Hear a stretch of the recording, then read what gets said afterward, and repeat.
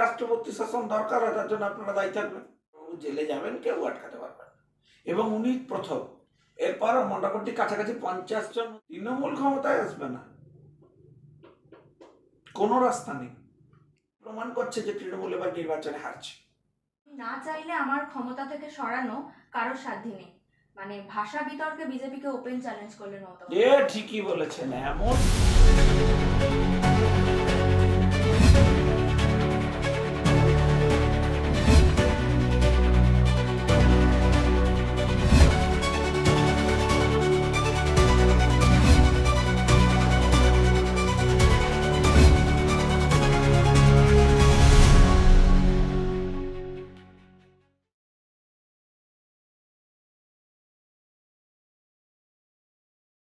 তাদের মাসহারা ব্যবস্থা করে দিয়েছে তৃণমূল কংগ্রেস। এখন যেখান থেকে মাসহারা পেয়েছে তাদের যা বক্তব্য হবে তাই তো মানতে হবে। আমার এসআইআর এর ভয় কোথায় আমি জানতে চাইছি। আর দেশ কিভাবে চলবে ওরা ঠিক করবেন নাকি? ওরা ধর্মীয় ব্যাপারে ওরা মন ঠিক করুক, ঠিক আছে। দেশের সংবিধান অনুসারে দেশ চলবে, ওরা ঠিক করে দেবে। এসআইআরটা কি? এসআইআর তো এর আগেও হয়েছে। এসআইআর তো একটা কন্টিনিউয়াস প্রসেস। তো 50 জন লোক মরে গেছে একটা বুথে, তাদের নাম রাখতে হবে কেন? ওদের ওই দাবির মানে কি? বেশ ছোট সংকট। আপনার কি মনে হয় যে মমতা বন্দ্যোপাধ্যায় এসআইআর কে ভয় পাচ্ছেন? হ্যাঁ, এসআইআর কে তো ভয় পাচ্ছেন, কারণ আমরা এখনো পর্যন্ত প্রায় জিতে রয়েছি 90টা 91টা সিটে লাস্ট লোকসভা নির্বাচনে, এবং 1 থেকে 12,000 ভোটে আমরা হেরেছি প্রায় 80টা সিট। এখন 1-1.5 কোটি ভোট ওনার বাদ চলে গেলে ওনারা থাকবে কি? হেরে যাবে সরকার, তৃণমূল ক্ষমতায় আসবে না, কোনো রাস্তা নেই। নির্বাচন কমিশন বিজেপির কৃতদাস, আমাকে ঘাটাবেন না, এমনটাই চ্যালেঞ্জ ছুটছেন মমতা বন্দ্যোপাধ্যায়। আপনাকে ধরুন কেউ ঘাটালো, আপনি প্রমাণ করুন নির্বাচন কমিশন বিজেপির কৃতদাস। একটা অভিযোগও তো আপনার পারফর্ম হচ্ছে না। আচ্ছা, নির্বাচন লাস্টবারও নির্বাচন কমিশনকে সব বলেছিলেন, নির্বাচনে জিতে যাওয়ার পর তো সব বলেন না। যে আসনে জিতে যান তাকে কি বলবেন তাহলে? এখন উনি প্রশাসনকে কাজে লাগিয়েছেন, এসব প্রশাসনের একাধিক অফিসারদের 2 নম্বরই বাইরে আসছে, ভোটার লিস্টে কারো কাজ করেছেন, এখন তাদের এগেনস্টে পানিশমেন্ট দিতে হবে। সেই জন্য এখন নির্বাচন কমিশনকে গালাগাল করছে। এসআইআর ইস্যুতে সরব হয়েছেন অভিষেক ব্যানার্জিও। তিনি বলছেন যে নির্বাচন কমিশনকে এখতিয়ারের বহির্ভূত কাজ করছে নির্বাচন কমিশন, রাজ্য সরকারকে কাজ করতে দিচ্ছে না কমিশন, নির্বাচন কমিশন বিজেপির হয়ে কাজ করছে। আচ্ছা, উনি বলেছিলেন যে একটা ভোট আমি কাটতে দেবো না, আর রাহুল গান্ধী বলছেন সব বেআইনি ভোট কাটতে হবে। তার কালকে রাত্রে যে গোপন বৈঠক হলো ওদের দিল্লিতে, তাতে সমাধান সূত্রটা কি বেরোলো? দুজন তো দুদিকে দুটো মত বললেন। আলটিমেটলি বাংলায় ভোট করতে হলে সেই ভোটে এসআইআর হবে।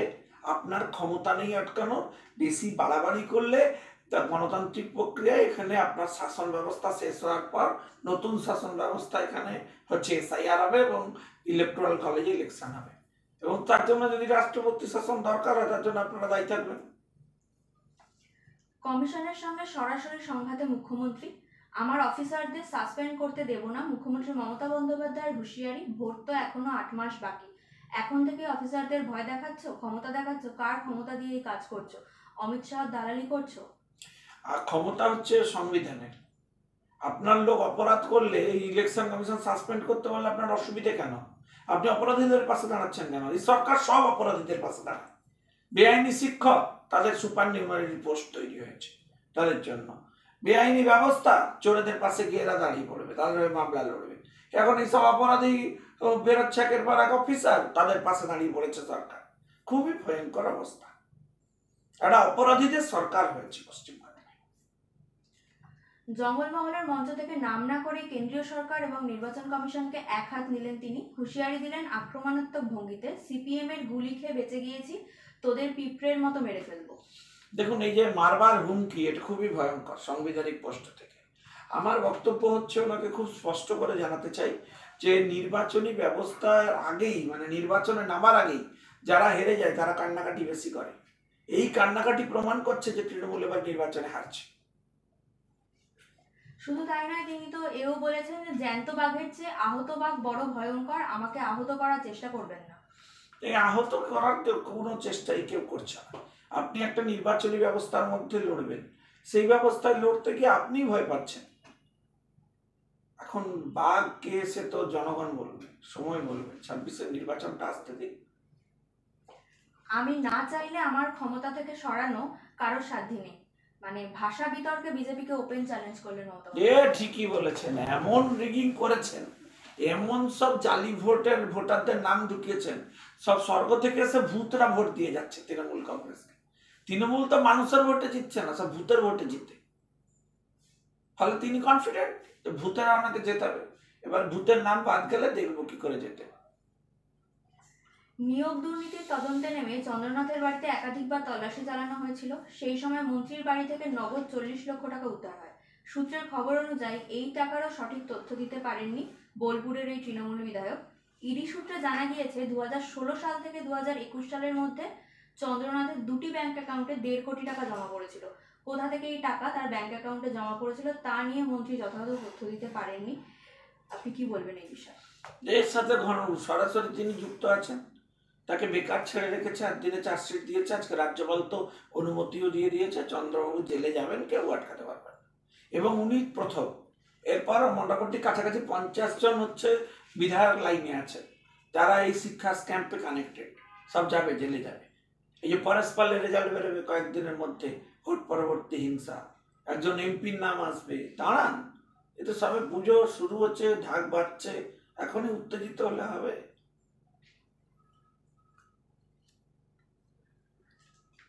নবান্ন অভিযানের আগে আরজি করের নির্যাতিতার মা বাবাকে পুলিশি নোটিশ, মানে কাল কি হতে চলেছে তাহলে? সে পুলিশ ভয়ে আছে, জনরোষকে পুলিশ ভয় পাচ্ছে। এখান তো কোনো পলিটিক্যাল পার্টি কেউ ডাকেনি, তার মা বাবা ডেকেছে।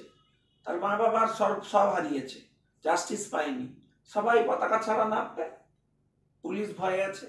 হাইকোর্টে গেছিল পুলিশ কায়দা কসরত করে, ব্যবসায়ী সমিতিকে নামিয়ে কোনো রকম করে যাতে ঠেকানো যায়।